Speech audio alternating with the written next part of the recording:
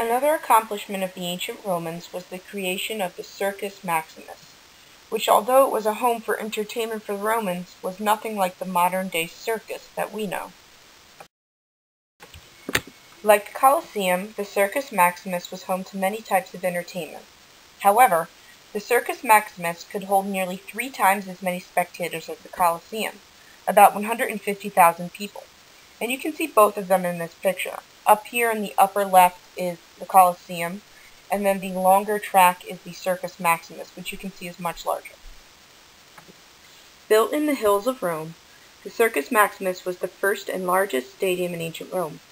Many of the public games and events held at the Circus Maximus were linked to religious festivals. Some events at the Circus Maximus lasted for a day or a day and a half, while others could last several days or even weeks. The main attraction at the Circus Maximus was chariot races, where men would be pulled by a team of horses on a small cart, called a chariot.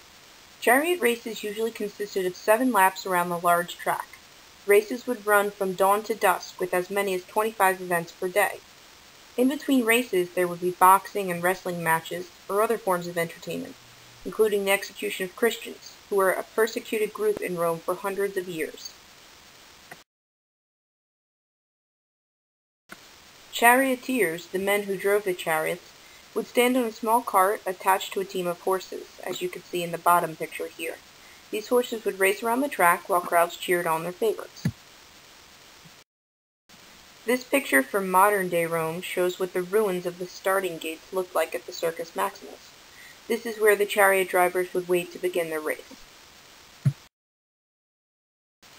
The Circus Maximus was also home to festivals, feasts, athletics, plays, gladiator contests, and beast hunts, where animals were killed while thousands watched. At one beast hunt in 169 BC, entertainers slaughtered 63 leopards and 40 bears and elephants. Animals were brought to the Circus Maximus from faraway conquered provinces for the entertainment of Romans. The games at the Circus Maximus also fulfilled a political purpose. Oftentimes, leaders of Rome would organize games and festivals at the Circus Maximus as a way to keep the people of Rome, especially the plebeians, happy.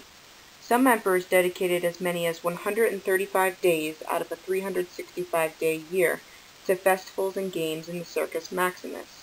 Oftentimes, living conditions in ancient Rome for the plebeians were not good, so many emperors sought to distract the lower classes from their troubles by holding festivals and games. The Circus Maximus was over 2,000 feet long and around 400 feet wide. It was built before the Colosseum.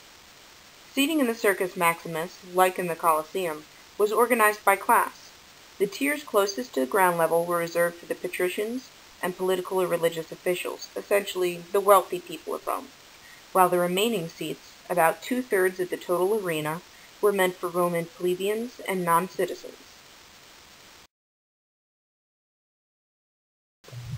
This is the Circus Maximus today, a large public park, a grassy area with a dirt track. The idea of Roman chariot races, however, are still very much present today. Chariot races have been portrayed in countless movies, like this classic film, and are even reenacted by bike racers today.